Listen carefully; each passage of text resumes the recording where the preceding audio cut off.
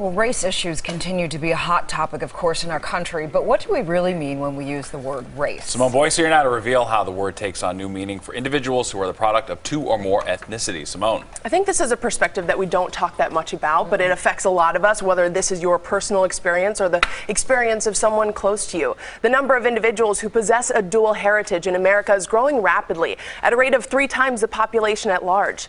Tonight, we look at how our society is beginning to recognize these Americans, though historically, they've often felt misunderstood.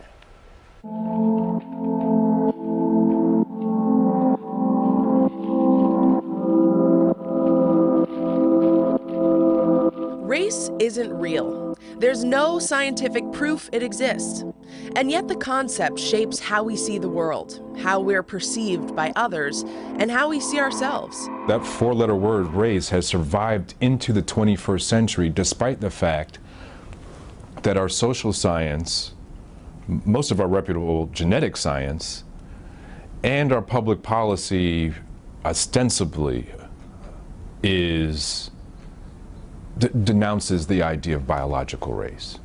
It was completely left it behind. Dr. Samuel Roberts is the director of the Columbia University Institute for Research in African American Studies. History shows us that 4-letter word is often all that stands between freedom and captivity, prosperity and poverty, even life and death. The excesses and barbarity of European racialism and racist public policy, meaning National Socialism, showed us the real danger of this term. And when it comes to personal identity, society's interpretation of this concept doesn't really allow for people who may be a combination of 2 or more ethnicities. When we talk about being biracial, we have to think about what does race even mean. In sociology, we always say race is a social construction. It really only has meaning within the society that you're living in. Dr. Erica Cheeto-Childs is an associate professor of sociology at Hunter College. Erica's own relationship with an African-American man prompted more research on individuals like her children, who are the product of different ethnic groups. We don't have an understanding that someone can be biracial, truly. We use the terminology, but when it comes down to it, I think President Obama is a great example of that. People don't look at him and say derogatory terms necessarily that he's biracial, right? He's a black man, and he himself has said that. What is the most surprising thing that you found in your research? I think probably one of the most important things that goes against what a lot of people think is that interracial marriage, biracial identity doesn't matter anymore, that it's a thing of the past. There's the Loving movies, Loving versus Virginia. And a lot of people talk about it as a historical moment in time in 1967 when interracial marriage was legalized, and then everything was fine.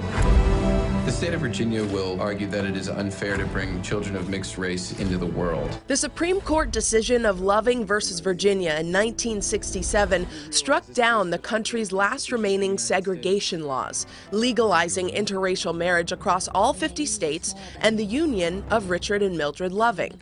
Ruth Nega stars as Mildred in the Loving movie. She's the daughter of an Ethiopian father and an Irish mother. I just know that when I was growing up in Ireland, I was a rarity. Also, I was very, from a very young age, it was very important for me to maintain my otherness because I liked that. I didn't want to be like anyone else. Feeling different or excluded is a shared experience among many children of 2 or more ethnicities. That's largely due to society's lack of understanding around the issue. The census has only recently allowed this population to self-identify as black and white, Hispanic and black, white and Asian. Not too long ago, those individuals would fall into one catch-all category: other. It was like the box. You always felt like other. Kim Davis was born in the Bronx to a German mother and an African-American father. She self-identifies as a black woman, though she recalls years of ridicule by members of her own community. I remember I had gone to a predominantly black school at one point, and that was probably the most difficult of my experiences. According to a survey from the Pew Research Center, a majority of mixed ethnicity individuals say they've been the butt of racial jokes and slurs. And about 1 in 4 say they feel frustrated when people make assumptions about their identity. The black children, I just remember being very hostile towards me. and calling me white. And I sound white, I look white. And I remember, you know, feeling very isolated, very alone. According to the same survey, about 1 in 5 individuals say they feel pressure from family, friends, or society to identify with one ethnic group. Additionally, experiences and attitudes are vastly different based on the cultures at play. If you're talking about white Asian biracial children, they tend to be identified as white. They tend to be self-identify as white and be seen as white. In fact, Asian and white couples are the most common form of intermarriage today. When you look at analysis of online dating, Black women are the least likely to be chosen by men of any race. Asian men are the least likely to be checked off as possible mates. You look at Asian American men, they are not represented as the epitome of masculinity. They're oftentimes presented as demasculinized. In our films, you may have an Asian or Asian American hero like Jackie Chan, but he doesn't get the girl. Daytime television provides more examples. Recently, talk show host Steve Harvey apologized for mocking Asian men in a segment that portrayed them as undesirable to women. On the flip side, you know, Black women have always been devalued in this country. Black women and white women were pitted against each other.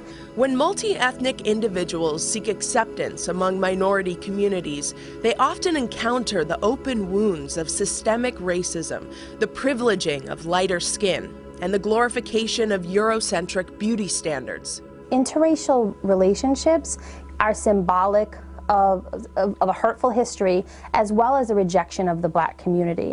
When a group finds itself on the outside for long enough, and I would say 4 or 5 centuries is quite a long time, there becomes a certain political logic of racial preservation. Sometimes that will translate into the idea that it is on an ethical level not preferable for someone in that ethnic outgroup to marry into another ethnic outgroup.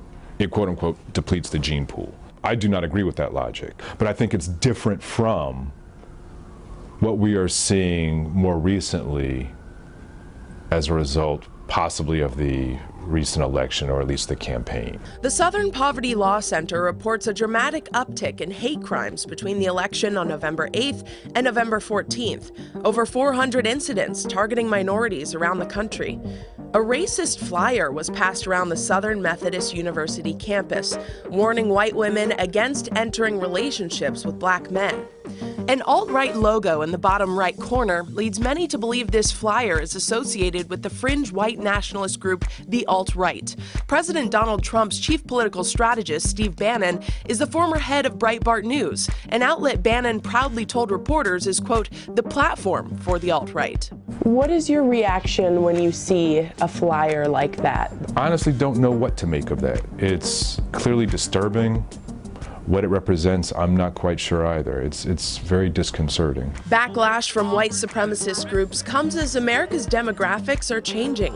Since 1980, the rate of intermarriage has almost quadrupled. And in 2013, 2.1% of Americans self-identified as 2 or more races. And that number climbs to around 7% when parents' and grandparents' ethnicities are factored in. As we look towards a nation filled with mosaic members of the human race, maybe we should rethink how we approach identity. My mom is African American, my dad is European Caucasian American.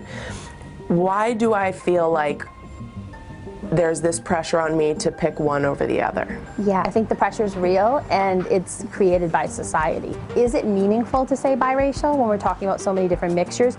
Should we move more towards what kind of had happened in the United States for a while, talking about ethnicity, talking about that, you know, I'm African American, Brazilian, and Portuguese. Is that more meaningful than coming up with almost another term? In sociological circles, we might argue that we're just adding another layer to the construction of race.